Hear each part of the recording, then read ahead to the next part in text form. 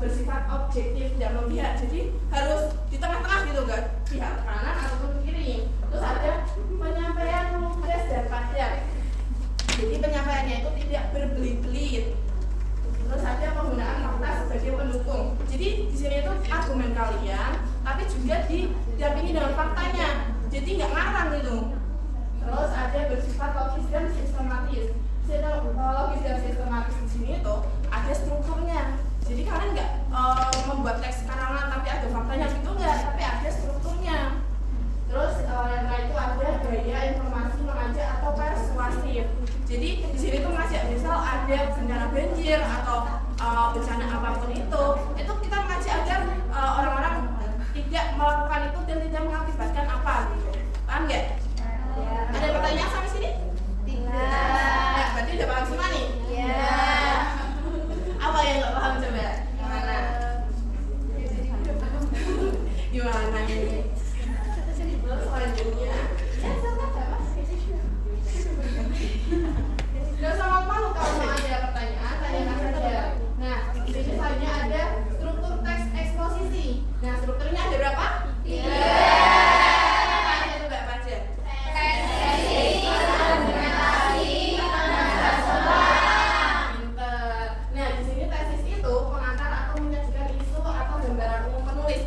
Gambaran umumnya dulu, misalnya ada fenomena alam ataupun kejadian apa, itu gambaran umumnya dulu. Misal ada penebangan hutan nih, kalian ditulis dulu gambaran umumnya.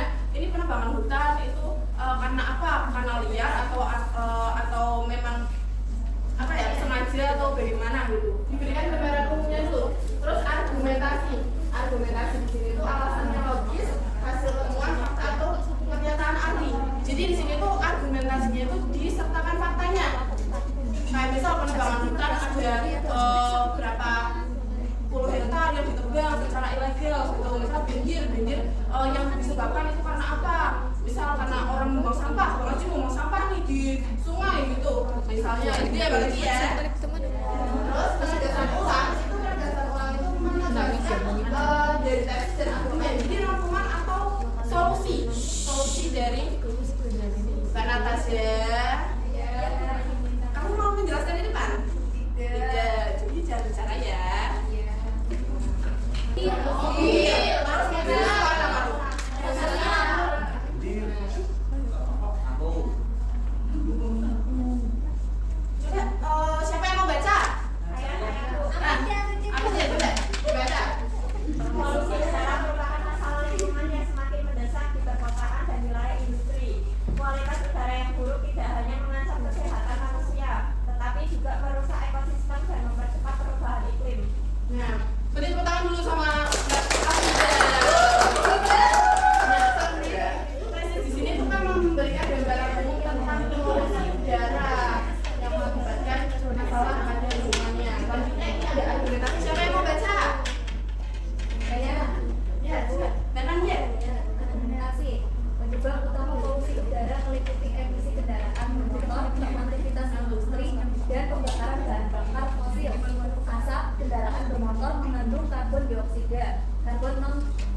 dioksida, nitrogen, oksigen, dan partikel-partikel berbahaya. Pabrik-pabrik industri mengeluarkan polutan seperti sulfur, dioksida, dan karbon dioksida ke udara. Polusi udara dapat menyebabkan berbagai masalah kesehatan seperti gangguan pernapasan, penyakit jantung, dan kanker paru-paru. Selain itu, polusi udara juga berkontribusi pada hujan asam yang merusak lingkungan dan bangunan. Nah, beri tepuk tangan pada Mbak Nanda. Nah, ini argumentasi kan memberikan gambaran ya, gambaran faktanya bahwa polusi udara itu menyebabkan apa aja yang ada di lingkungan seperti itu. Selanjutnya ada penegasan ulang. Siapa yang mau baca? Coba yang cowok ini. Yang cowok belum nih. Coba biar nggak ada. Kelihatan nggak dari situ, kelihatan nggak? Kelihatan. Coba baca juga.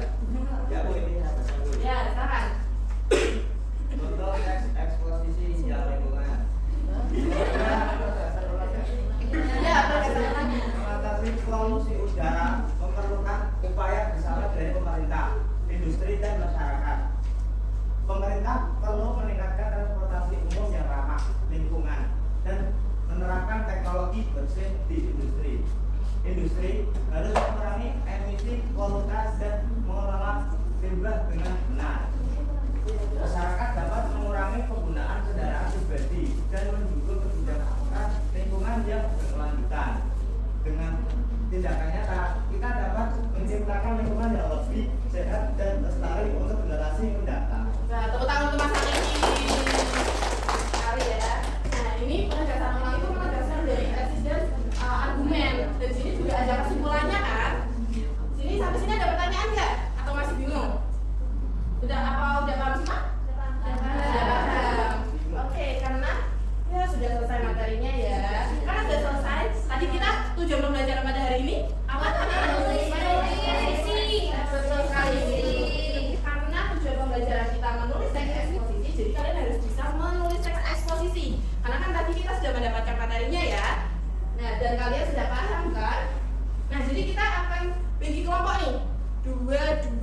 Bagi BC ya langsung ya. Iya, Bu. Ya. Jadi nanti kelompoknya salah satu kelompok ngambil ada kita observasinya itu tidak dari luar, kita nggak usah keluar karena di sini udah ada gambarnya. Nanti kalian bisa mengobservasi dari gambar tersebut. Nanti gue kasih kertas ya. Iya. Coba. Siap. Tidak usah diintip ya. Ya. Coba dapatnya apa itu? Ini gambar apa? Gambar apa itu sungai? Enggak, ini banjir itu ya, guys. Bukan, ini bukan banjir. Ini yang sungai Seman. Oh, seperti situ. Seperti mana? Aku mau gambarnya. Sebentar ya. Itu gambar ya? Iya, lingkungan di sekolah.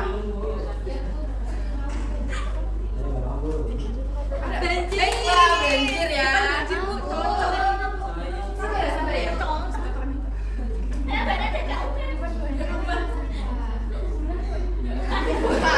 Coba lihat. Itu polusi udara.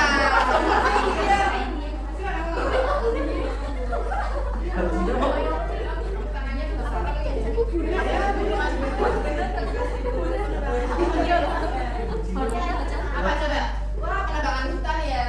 Nah, jadi hasil kalian sudah mendapatkan gambar-gambar itu, nanti kalian menuliskan teks eksposisi. Tadi strukturnya ada apa aja? Argumentasi, penegasan ulang. Pinter banget ya. Nah, kenapa? Pulang karena udah kita jadi pulang. Nanti ya kita mengerjakan dulu, baru nanti habis itu kita pulang. Nah, kalian udah ada kelompoknya, jadi kalian bisa mengerjakan mulai dari sekarang. Ibu kasih waktu 10 menit. Gimana? 2 menit? 1 menit? Keren banget 2 menit bisa langsung mengerjakan ini Mbak Cerita.